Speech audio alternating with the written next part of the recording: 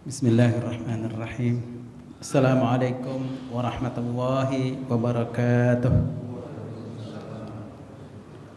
Alhamdulillah nahmaduhu wa nasta'inuhu wa nastaghfiruhu wa nastahdihi wa natawakkalu alayh wa na'udzu billahi ta'ala min shururi anfusina wa min sayyiati a'malina man yahdihillah fala mudilla lahu wa man yudlilhu fala hadiya lahu. Asyhadu an la ilaha illallah wa asyhadu anna Muhammadar Rasulullah. Allahumma salli wa sallim wa barik ala nabiyyina Muhammad wa ala alihi wa sahbihi wa man tabi'ahum ila yaumil qiyamah, amma ba'd. Alhamdulillah, marilah kita senantiasa tidak henti-hentinya memanjatkan puji syukur kehadirat Allah SWT, sehingga sampai saat ini, sekarang ini kita bisa bersama-sama, bisa menunaikan fardhu maghrib, bisa meneruskan kajian rutin kita, yang semuanya itu merupakan anugerah, nikmat yang luar biasa dari Allah Ta'ala, yang kita dengan kesyukuran itulah mudah-mudahan Allah Ta'ala senantiasa menyempurnakan, menambahkan nikmatnya ke atas kita semuanya.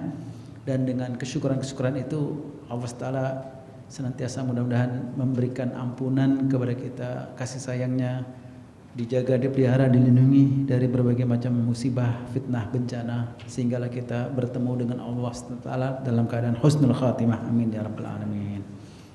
Kita lanjutkan pelajaran kita setelah beberapa kali pertemuan. Ternyata pembahasan kita memasuki kepada bab hudud, dan pembahasan yang pertama ini adalah al-khamru, yaitu tentang minuman keras. Jadi minuman keras ini sudah bukan menjadi konsumsi kita lagi dalam syariat Islam, tapi bagaimana kisahnya dahulu, tahapan-tahapan dia haramkannya minuman khamr ini, minuman keras ini. Jadi bagaimana kisahnya dalam sejarah Islam? At-tadarruj fi tahrimiha, tahapan-tahapan Islam mengharamkan minuman keras ini. Waqad kana an-nasu yashrabuna al-khamra hatta hajara ar-rasul sallallahu alaihi wasallam min Makkah ila al-Madinah. Dan orang-orang masih tetap meminum khamar setelah Islam ini diturunkan, sampailah Nabi sallallahu alaihi wasallam berhijrah dari Mekah ke Madinah. Jadi selama 13 tahun di Mekah masih tidak ada larangan untuk minuman khamr ini. Sampai hijrahnya Nabi sallallahu alaihi wasallam ke Madinah. Tahun pertama, tahun kedua, tahun ketiga, tahun keempat Hijriah. Setelah pulang dari perang Ahzab, baru kemudian turun larangan secara final tentang minuman khamr ini. Nah, di awal itu tidak ada larangan. Hanya saja ketika orang sudah mulai terbina ruhnya, mentalnya, dan semangatnya dengan syariat Islam ini, banyak orang mempertanyakan, kenapa masih ada orang mabuk? Ini minuman keras ini sumber masalah, banyak menimbulkan permasalahan dan kerusakan begitu. Nah, lalu kemudian di awal-awal itu turun surah Al-Baqarah ayat 219. Yas'alunaka 'anil khamri wal maisir. Mereka bertanya kepadamu, yakni kepada Nabi Muhammad sallallahu alaihi wasallam, tentang khamr dan maisir, tentang minuman keras dan perjudian. Qul fihima ismun kabirun wa manafi'u lin-nasi wa ismuhuma akbar min naf'ihima. Katakanlah pada keduanya itu, ini biasanya minuman keras itu sekali dengan perjudian gitu ya, bahwa pada keduanya itu terdapat dosa besar. Namun terdapat juga manfaat, ada manfaat bagi manusia, tetapi dosanya lebih besar daripada manfaatnya. Nah, sampai di situ saja. Jadi Allah SWT mula-mula memberitahukan bahwa pada minuman keras, pada perjudian itu terdapat dosa. Walaupun ada juga manfaatnya, tapi dosanya lebih besar daripada manfaatnya. Bahayanya lebih besar daripada manfaatnya. Nah, dalam banyak sejarah yang mempertanyakan ini adalah sahabat Umar bin Khattab radhiyallahu anhu. Jadi Sayyidina Umar merasa keberatan, merasa risih dengan orang-orang minum itu. Padahal sebelum masuk Islam, Sayyidina Umar itu dalam sejarahnya itu tidak kurang dari seharinya itu 5 itu, mabuk itu. Tapi setelah masuk Islam, yang seperti itu ditentang, dilawan, tidak sesuai dengan hati nurani. Artinya dalam mengkonsumsi itu menimbulkan dosa besar, menimbulkan bahaya, menimbulkan kerusakan, baik secara fisik, secara materi, secara mental, secara spiritual. Walaupun ada manfaatnya. Apa manfaat yang disebut dalam Al-Quran itu? Ya karena ada keuntungan. Siapa saja yang bisnis tentang minuman keras, perjudian ini selalu keuntungannya itu berlipat kali ganda, menggiurkan. Wa kasbul mal duna ina'in fil maisir, dan menuntut rezeki itu, mendapatkan harta itu tidak dengan susah payah begitu. Tapi mula-mula dijelaskan bahayanya lebih besar, dosanya lebih besar. Lalu kemudian di periode yang kedua, jadi ada 3 tahapan ini yang tentang pelarangan minuman keras dan perjudian. Yang pertama cuma memberitahu dosa. Nah, yang kedua turun ayat surah An-Nisa 43. Ya ayyuhalladzina amanu la taqrabus salata wa antum sukara hatta ta'lamu ma taqulun. Wahai orang-orang beriman, janganlah kalian mendekati salat sedang kalian dalam keadaan mabuk, sehingga kalian mengetahui apa yang kalian katakan. Jadi larangan minuman keras sebelum melakukan salat. Dan ada sebab turunnya ayat ini, asbabun nuzulnya, ada seseorang salat. Dalam satu kisah itu ada seseorang yang salat subuh, ada seseorang yang salat maghrib, tapi bacaannya itu sama, yaitu dibacanya qul ya ayyuhal kafirun.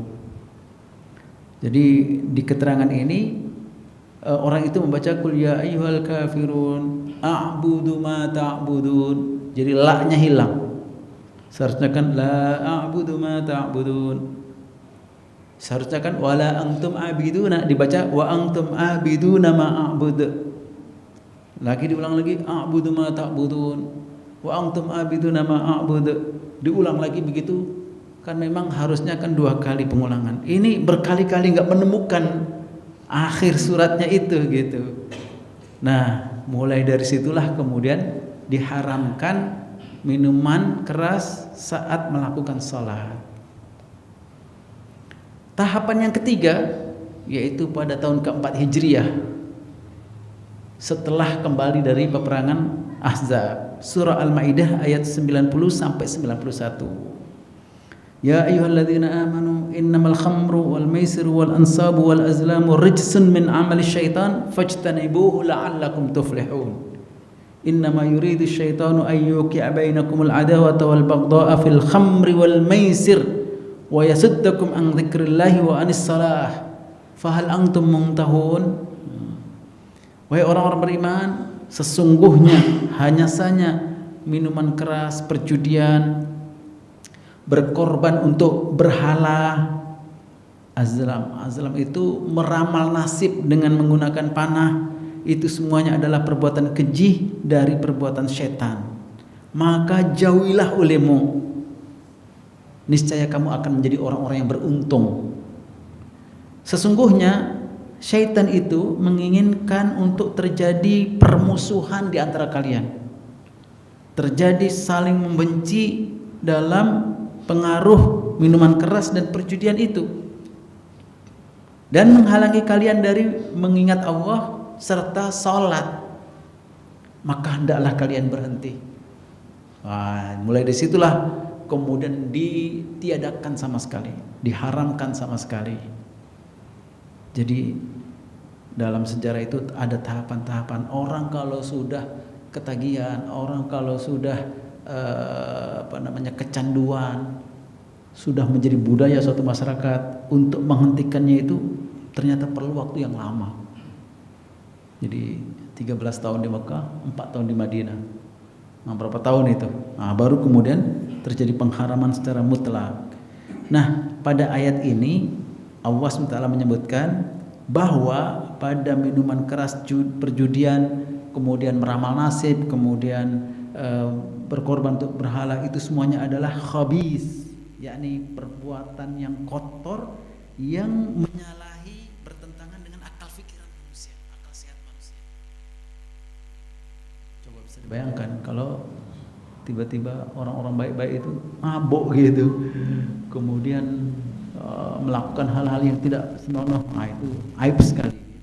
Yang kedua, itu adalah perbuatan setan, dan itu adalah tipu daya setan, dan itu adalah perhiasan setan dalam memperdaya manusia, menggoda manusia.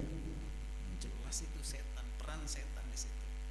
Yang ketiga, semua itu adalah menjadi tanggung jawab, menjadi suatu kewajiban untuk menjauhi, menghindari, supaya manusia bisa mendapatkan keberuntungan, kejayaan.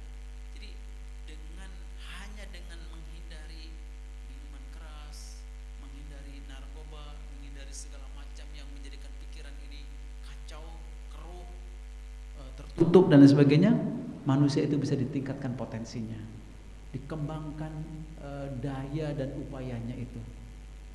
Jadi sebenarnya kalau seseorang itu sudah terbebas dari segala macam minuman dan narkoba, itu sangat cepat bisa dikembangkan potensinya, bisa dididik, bisa dilatih, bisa diarahkan untuk menjadi orang yang terlatih, orang yang berkembang dan seterusnya. Yang keempat, bahwa kemauan setan itu memberikan tipu daya, menjadikan perhiasan pada khamar, minuman keras dan perjudian, supaya terjadi terus permusuhan dan saling membenci antara satu dengan yang lain, dan itu merupakan kehancuran, itu merupakan kerusakan dan menjauhkan dari keberkahan hidup.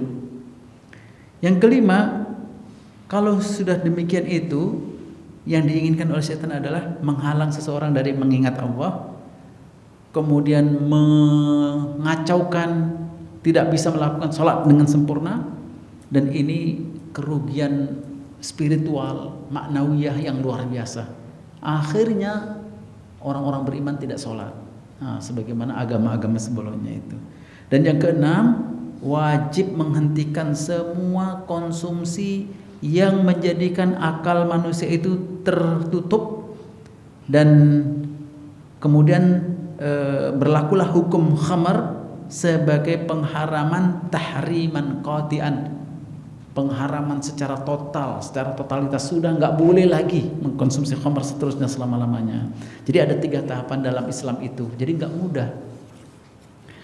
mudah. Dan sampai sekarang ajaran atau satu komunitas, satu bangsa, hanya Islam satu-satunya agama yang sangat keras, sangat kuat pertentangannya, perlawanannya terhadap minuman keras ini.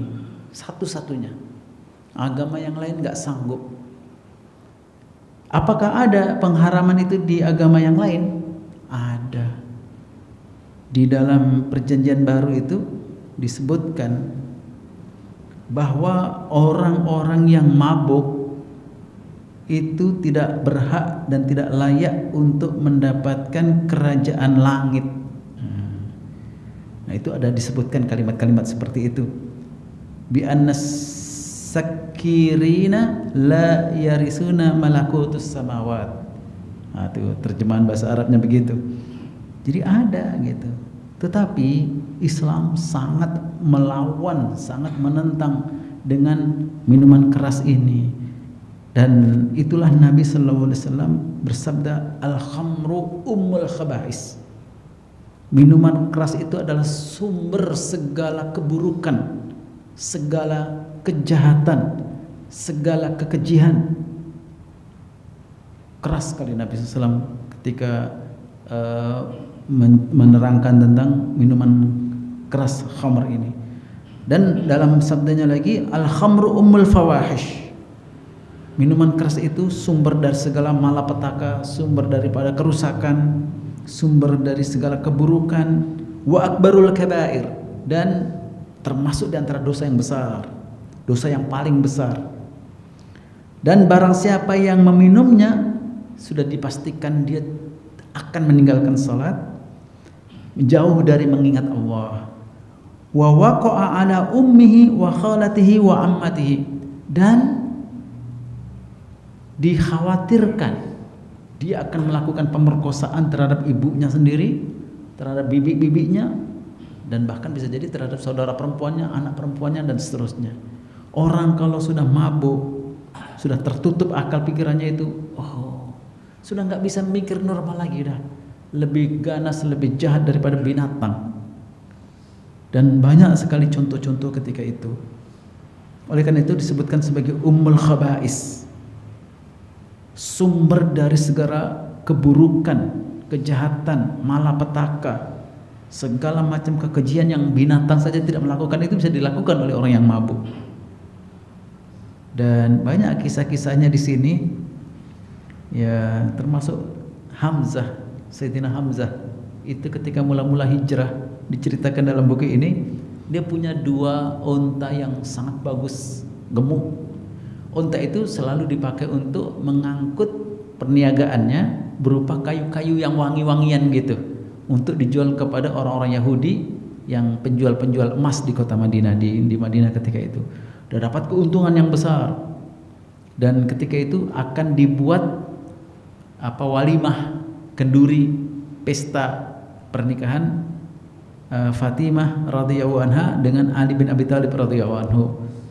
Maka dibuatlah acara minum minuman khamar gitu, dan diundang beberapa orang Ansor yang sudah masuk Islam gitu, dan didatangkan bidu wanita. Nah ketika itu masih dibolehkan.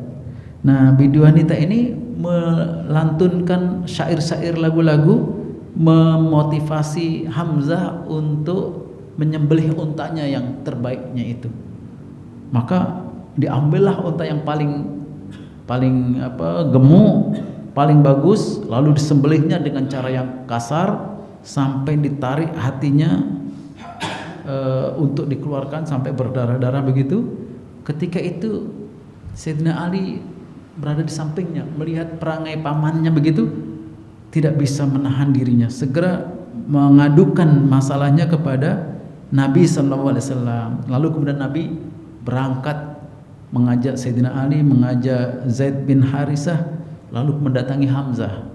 Dimarahi Hamzah, dicelanya Hamzah, tapi qadih marrat ainahu, Hamzah sudah merah matanya.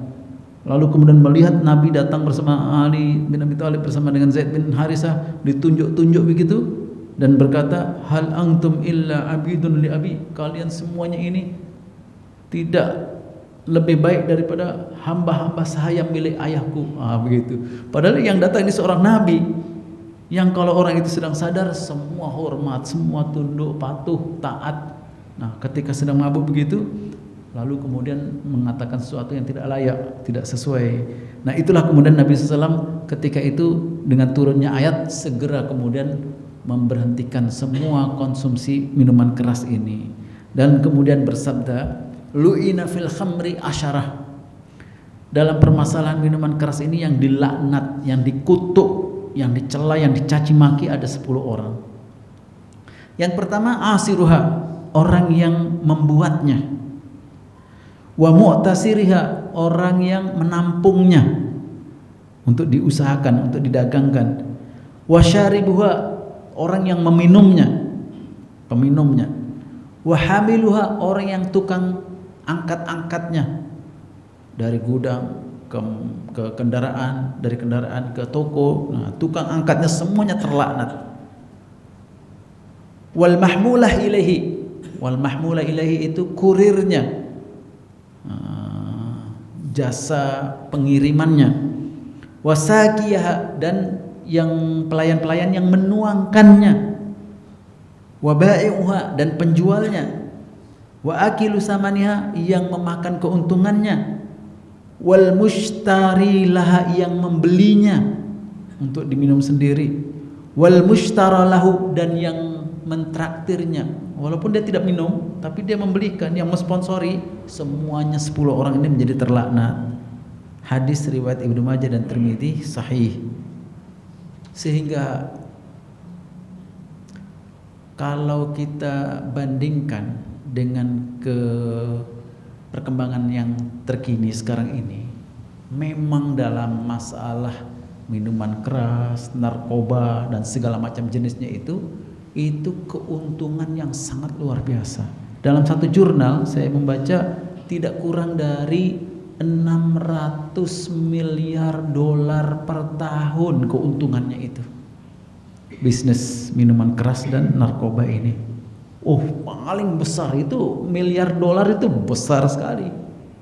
Melebihi keuntungan bisnis apa saja, termasuk bisnis penjualan senjata ilegal, termasuk mengalahkan hasil penjualan apa saja keburukan-keburukan itu, termasuk prostitusi, apalagi termasuk judi online ataupun offline, termasuk juga apa saja bisnis franchise. Tidak ada yang bisa mengalahkan keuntungan minuman keras dan narkoba ini.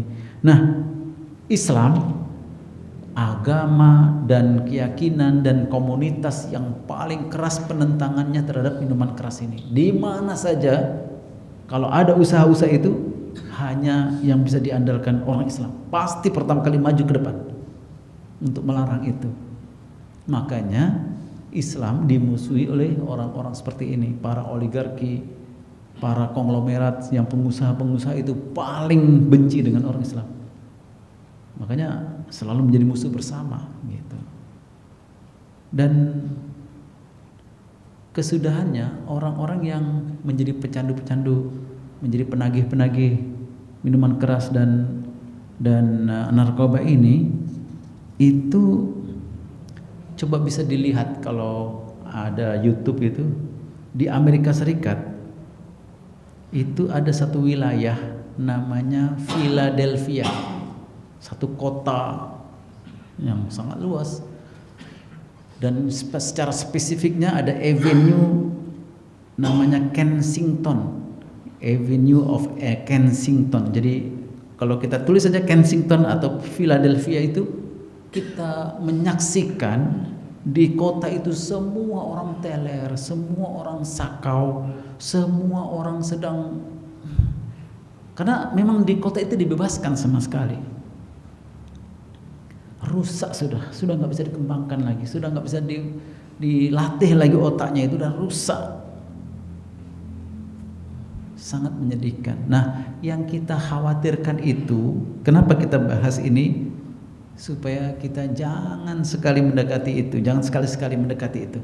Jangan juga anak kita, keturunan kita, saudara-saudara kita, karena kalau kita melihat di YouTube itu Philadelphia, Kensington, ngeri sekali. Manusia yang ganteng-ganteng, kemudian berwibawa seperti itu, gara-gara minuman keras, gara-gara narkoba, tidak ada gunanya.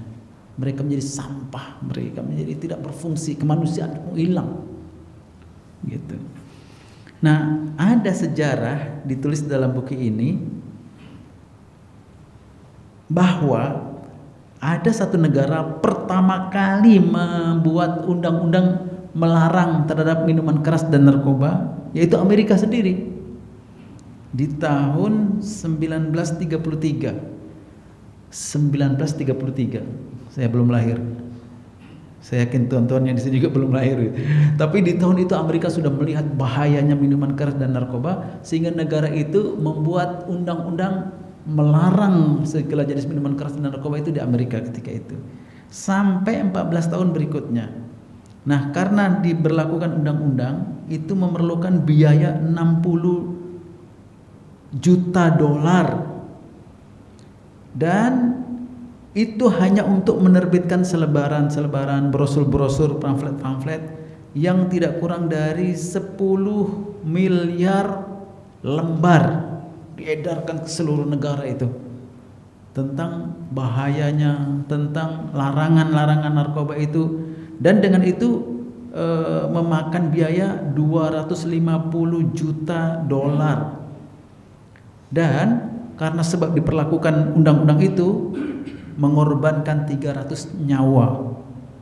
Orang dikejar, diburu, ada yang ditembak, ada yang hukum, dan dengan itu dimasukkan orang ke dalam penjara 532.335 orang. Ya kan, dengan adanya undang-undang itu kan orang yang melakukan itu bersalah, dituntut, dimahkamahkan, dipenjarakan, dan dengan itu tersita barang-barang rampasan senilai 16 juta dolar, dan disita barang-barang properti sebanyak 400 juta dan 4.000 dolar. Tetapi dengan undang-undang itu tidak bisa menghentikan rakyat Amerika untuk berhenti dari minuman keras dan narkoba ini. Bahkan inadan fi ta'atiha, terjadi perlawanan-perlawanan, dan akhirnya kesudahannya setelah 14 tahun itu sahbu hadzal qanun, ditiadakan undang-undang ini. Amerika tidak sanggup. Wa ibahatul khamri fi mamlakatiha, dan dibebaskan minuman keras itu sebebas-bebasnya, ibahatan mutlaqan. Jadi ini negara yang paling canggih, di tahun 33 sudah melakukan undang-undang pelarangan minuman keras, tidak sanggup. Maka satu-satunya yang bisa menghentikan manusia dengan sadar, dengan kesadaran dirinya dari untuk tidak mengkonsumsi khamr, hanya Islam. Ya Allah, kita bersyukur ditakdirkan menjadi orang Islam. Kalau enggak juga kita mungkin di jam-jam segini sudah teler agaknya itu.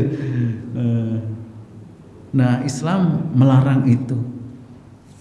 Kalau kita tinjau bahayanya itu, dalam buku ini ditulis, ada satu buku namanya Peradaban Islam, At-Tamaddun Al-Islami, yang dikirim oleh Dr. Abdul Wahab Khalil. Dari sisi ilmu kedokteran, dari sisi ilmu agama, dari sisi ilmu psikologi, dari sisi ilmu iktisad, yakni ekonomi, dari sisi segala macam ilmu, semua mengatakan tidak boleh sama sekali, dan bangsa ini harus dihindarkan dari minuman keras dan narkoba itu, karena mudirratan dararan fadihan, sangat membahayakan bagi perkembangan hidup individu dan satu masyarakat gitu. Dalam kedokteran dia sangat membahayakan kelangsungan hidup manusia secara komunitas, secara komunitas sosial maupun secara individu gitu. Dan itu bukan hanya mempengaruhi keberlangsungan hidup manusia saja, tapi orang yang mengkonsumsinya, orang yang keluarganya, istrinya, anak-anaknya, jadi keturunannya yang dihasilkan dari orang yang kecanduan minuman keras itu semua menjadi lemah fisiknya, lemah mentalnya, lemah spiritualnya, lemah daya tahan tubuhnya, lemah badannya, fisiknya. Wahya tu'assiru fi jami' ajhizatil badan, dan itu mempengaruhi pada seluruh elemen-elemen tubuhnya, anggota-anggota tubuhnya, mulai dari paru-parunya, mulai dari hatinya, terutama livernya, kabad, dan juga sangat membahayakan bagi asabiyah. Asabiyah itu saraf-saraf tubuhnya, sehingga memang yang paling ditakutkan dari hasil mengkonsumsi minuman keras ini adalah saraf-saraf, dan itu menyebabkan gila, menyebabkan masa tuanya itu sengsara, dan menyebabkan al-ijram, itu kepapaan, lumpuh gitu. Sehingga semua disiplin ilmu mengatakan hindarkan bangsa ini dari minuman keras, dari narkoba. Tapi yang kita saksikan adalah justru biasanya negara-negara Islam itu menjadi sasaran, karena memang upaya untuk memerangi Islam itu tidak bisa dengan cara perang, ya dengan cara itu gitu. Nah, ini yang harus kita sadari ini. Jadi seperti negara Indonesia ini menjadi tujuan bisnis besar-besaran minuman keras dan narkoba itu. Nah, alhamdulillah kita di Depok ini ada undang-undang. Setiap sekian ratus meter dari masjid, dari sekolah tidak boleh ada jualan narkoba. Dan dibuat undang-undang sedemikian sehingga amanah saja tempat di Depok ini sudah nggak boleh lagi jualan narkoba itu. Nah, di luar Depok nggak tahu lagi. Nah, sebenarnya apa itu khamr yang dimaksudkan dalam ayat tadi? Al-khamru tilkas sawail al-ma'rufa al-mu'adda bi tariqati takhamri ba'dil hubub awil fakihah. Yang dimaksud khamr itu adalah, dulu definisinya itu setiap cairan yang diproses melalui peragian, apa peragian itu? Fermentasi dari sebagian biji-bijian dan buah-buahan, sehingga dengan diberikannya bakteri yang bisa merubah perahan biji-bijian dan buah-buahan itu, dia menjadi satu zat yang bisa mendatangkan mabuk, fi amaliyatit takhammur, yang bisa memabukkan orang. Waqad sumiyat khamran li'anna tukhammirul aqli wa tastaruhu. Dinamakan khamr karena dia yuhammir. Yuhammir itu maknanya mengaburkan, mengeruhkan, mengaburkan akal gitu. Jadi akalnya itu udah nggak bisa sempurna, bahkan tertutup sama sekali. Nah, orang yang mabuk itu sama sekali nggak ingat. Yang jelas dia punya hawa nafsunya itulah yang harus dipenuhi gitu. Jadi menutup akal dan pikirannya yang waras, yang sehat, sehingga dia tidak bisa lagi membedakan mana yang baik, mana yang buruk. Sehingga segala apa saja yang memabukkan itulah khamr. Itulah khamr. Wala ibrata bil maddah allati ukhidat minha, dan tidak terbatas dari apa yang digunakan itu. Kalau dulu diambil dari biji-bijian dan buah-buahan. Wa yastawi fi dzalika ma kana minal ainab awit tamar awil asal awil khintah, dan sama saja apakah itu dari anggur, apakah itu dari kurma. Jadi kurma itu bisa juga dibuat. Apakah itu dibuat dari madu, apakah itu dibuat dari biji-bijian, apa itu dibuat dari gandum. Itu kalau di Arab itu yang selalu dijadikan sebagai khamar. Dan lain daerah ternyata lain juga khamarnya itu. Kalau di tempat kita itu biasanya tua, ya kan, arak, ya kan, kemudian apalagi itu yang tiap daerah, tiap negara itu punya sendiri-sendiri itu, dan masing-masing beda-beda. Tapi yang dimaksudkan oleh Islam itu kullu ma yuhammirul aql, setiap yang bisa mengaburkan, mengeruhkan dan menutup akal seseorang, itu khamar. Sehingga semua jenis narkoba itu khamar dan itu haram. Dan hadis-hadis yang menerangkan tentang ini banyak, sehingga Nabi kita Muhammad SAW di antara Nabi yang paling tegas terhadap khamr ini. Kullu muskirin khamrun wa kullu khamrin haramun. Hadis riwayat Muslim. Setiap yang memabukkan itulah khamr, dan setiap khamr pasti haram. Suatu ketika Sayyidina Umar khutbah Jumat di atas mimbar itu, Sayyidina Umar menegaskan, amma ba'd ayuhan nas innahu nazala tahrimul khamr. Setelah ini, wahai sekalian manusia, ketahuilah bahwa sudah turun pengharaman khamr, turun ayat yang mengharamkan minuman keras, dan itu dibuat dari 5 jenis: al-inab, anggur, tamar, kurma, asal, madu, biji-bijian, dan gandum. Wal khamru ma khamaral aql, dan dinamakan khamr itu karena dia mengeruhkan akal, menutup akal cara berpikir seseorang itu. Dan suatu ketika ada seseorang dari Yaman datang kepada Nabi SAW bertanya tentang minuman yang biasa dikonsumsi oleh penduduk Yaman ketika itu, yang diperah dari biji-bijian. kadang jagung, kadang gandum gitu ya. Yang namanya itu mazar. Mazar itu kalau bahasa kita obat kuat. Wah, obat kuat gitu. Lalu kemudian Nabi SAW bertanya, muskirun huwa? Apakah itu memabukkan? Orang itu mengatakan iya. Lalu kemudian Nabi SAW bersabda, kullu muskirin haram. Setiap yang memabukkan haram. Inna 'alallahi ahdan. Sesungguhnya Allah Ta'ala mempunyai janji bahwa setiap orang yang mabuk nanti, setiap orang yang mabuk ketika di dunia nanti pada hari kiamat akan diberikan minuman tinatul khabal. Orang-orang pada bertanya, apa itu tinatul khabal ya Rasulullah? Nabi SAW menjawab, irku ahlin nar atau i'asaratu ahlin nar, yaitu perahan keringat dari penduduk neraka. Atau penduduk neraka itu diperas, maka perasannya itulah yang diberikan minum kepada orang yang minum khamar ketika di dunianya ini. Jadi keras sekali Nabi SAW ancamannya itu, karena kalau orang itu sudah minum dan sudah kecanduan, sudah terbiasa, tidak bisa lepas daripada itu, ketagihan gitu ya, kecanduan, ketagihan, maka dia sudah nggak bisa lagi ditingkatkan potensinya, sudah nggak mau lagi melakukan apa saja, maunya santai, mau istirahat, kadang-kadang gila, kadang-kadang tidak bisa diajak berpikir waras gitu, udah nggak bisa dikembangkan lagi potensi kemanusiaannya itu.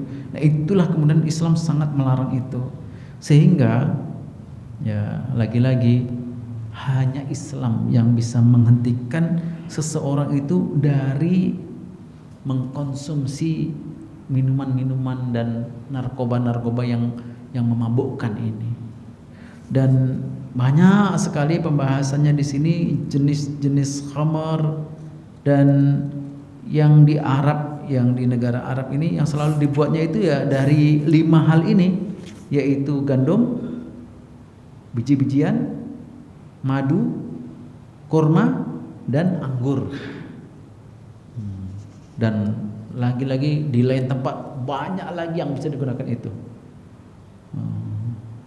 Di tempat kita ada orang yang menggunakan dari tape, ada yang menggunakannya dari ramuan-ramuan.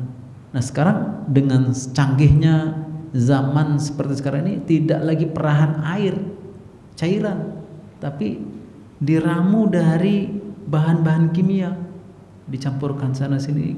Nah itulah menjadi pil, itulah menjadi kapsul, itulah menjadi serbuk-serbuk. Ada yang sejenis dengan gunpowder, seperti lilitan-lilitan daun teh gitu. Padahal itu yang sangat keras memabukkannya. Maka di Amerika juga ada yang jenis-jenis yang kita tidak punya begitu ya. Dan macam-macam gitu. Ada yang dinamakan jenis-jenis yang bagus-bagusnya itu brandy, whisky, rum, liquor dan lain sebagainya, itu ada dibahas semuanya di sini. Intinya semua itu diharamkan. Ada kandungannya cuma 20%, 30%, 40%, 60%, semua tetap haram hukumnya. Nah, kalau itu dikonsumsi langsung dari anggurnya, dari kormanya, madunya nggak masalah. Dari perahan-perahannya, jus-jusnya nggak masalah. Yang masalah itu kalau diproses dengan proses peragian, dengan proses apa tadi namanya itu, fermentasi itu.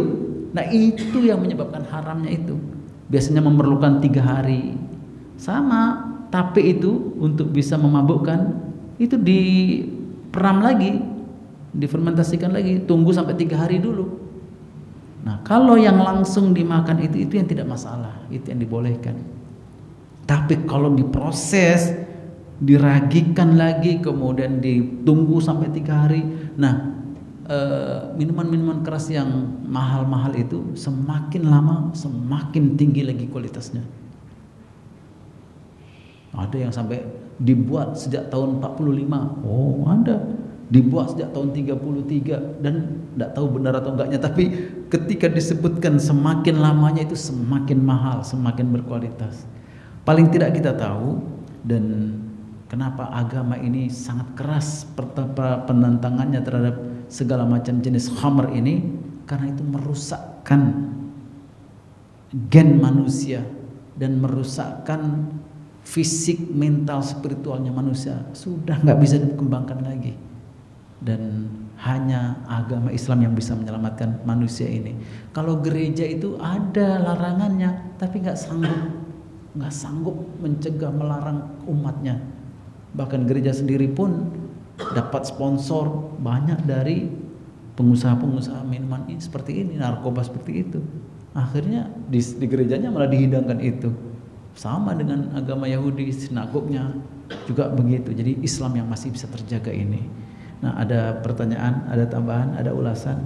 Intinya hanya Islam yang mampu mencegah manusia dari melakukan perbuatan yang tercela ini, yaitu minuman khamar. Ada pertanyaan, ada tambahan. Ini baru pendahuluan ini, belum pembahasan yang berikutnya tentang jenis-jenis khamar, kemudian bagaimana khamar itu kalau dihilangkan zat mabuknya dan sebagainya. Nanti kita lanjutkan pada pertemuan yang berikutnya. Ya, silakan Pak. Apakah khamar itu termasuk dosa besar? Terus kalau memang dia tadinya tercandu, terus bertobat, maka tobatnya itu diterima oleh Allah Subhanahu wa Ta'ala. Iya. Benar sekali. Minuman khamr itu disebutkan oleh Nabi Sallallahu Alaihi Wasallam berulang-ulang, innahu min akbaril kabair. Sesungguhnya minuman keras itu termasuk di antara dosa yang paling besar, akbarul kabair, paling besar. Karena banyak sekali kasus orang yang tadinya baik, gara-gara diprovokasi untuk minuman keras itu, akhirnya dia membunuh, akhirnya dia memperkosa, akhirnya dia merampok, akhirnya dia mencuri. Dan perbuatan-perbuatan seperti korupsi, seperti apa semuanya itu biasanya itu dimulai dari mabuk. Itu makanya kita tidak bisa prediksi.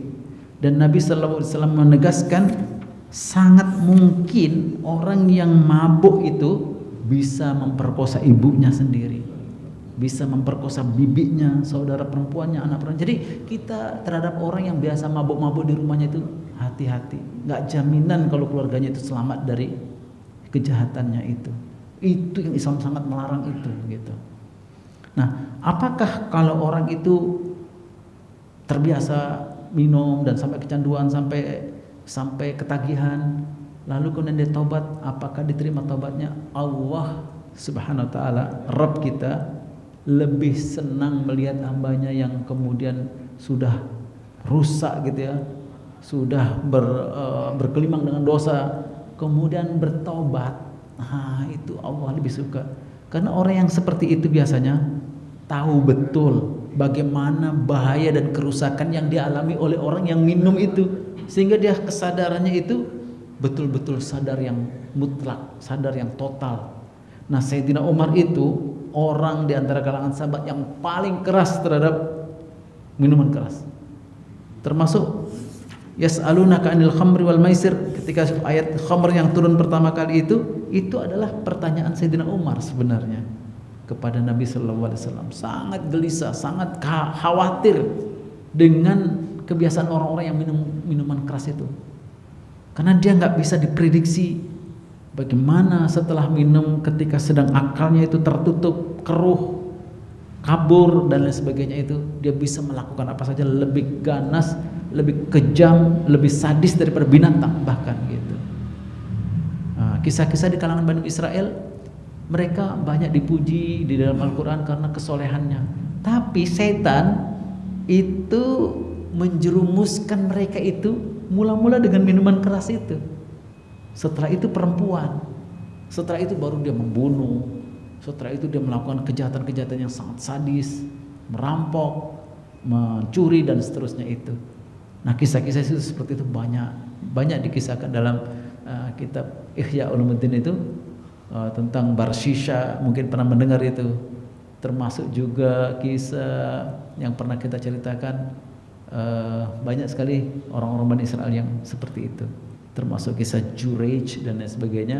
Itu adalah bagaimana orang-orang yang mabuk itu memprovokasi pelacur supaya memperdaya orang soleh itu dengan minuman kerasnya, lalu kemudian dia memperkosa, lalu kemudian dia hamil yang perempuannya, lalu kemudian didatangi oleh penduduk masyarakat semuanya, akhirnya dia membunuh, akhirnya dari minuman keras itu.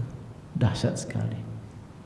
Nah, Allah lebih mencintai hambanya yang ada pengalaman kemudian dia taubat itu, sehingga dia tahu betul nikmatnya Islam gitu.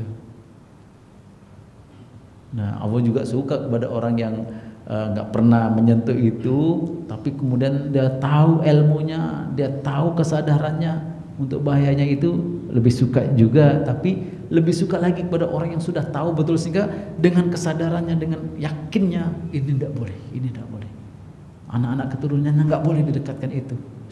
Sehingga dia orang yang paling disiplin, orang yang paling keras terhadap penentangan perbuatan-perbuatan seperti itu.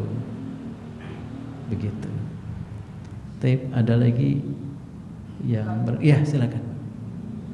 Minuman keras itu pada dasarnya kan haram. Iya. Ada juga manfaatnya. Betul.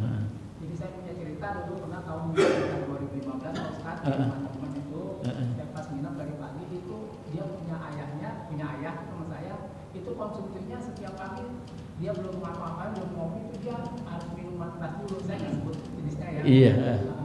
Terus saya tanya sama ibu itu juga sama istrinya, dia bilang memang bapak itu sudah lebih dari 2 tahun dia belum apa-apa, belum ngopi, belum apa, dia yang diminum minuman itu dulu.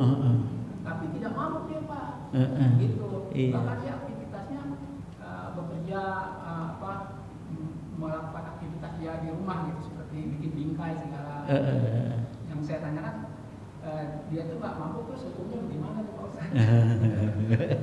Dia nggak mabuk, minum sedikit aja, atau minum yang bisa dikontrol sehingga nggak mabuk gitu ya.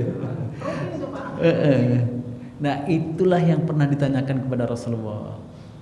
Dia bilang, orang ini saya tinggal di kawasan yang sangat dingin. Lalu kemudian masyarakat di sana semuanya pada minum, tapi nggak mabuk katanya. Terus Rasulullah SAW bertanya, apakah minuman itu memabukkan? Memang katanya, tapi kami minum tidak sampai mabuk, hanya sekedar menghangatkan badan gitu. Kalau tidak ada itu nggak bisa kerja kami gitu. Jawaban Rasul, hentikan dari minum itu. Orang itu masih bertanya lagi, tapi masyarakat pada minum itu, perangi mereka gitu, perangi mereka, karena itulah yang bahaya. Nah, Sayyidina Umar itu termasuk di antara orang yang kuat, minum seberapa banyak pun dia nggak mabuk. Nggak mabuk, memang ada orang seperti itu.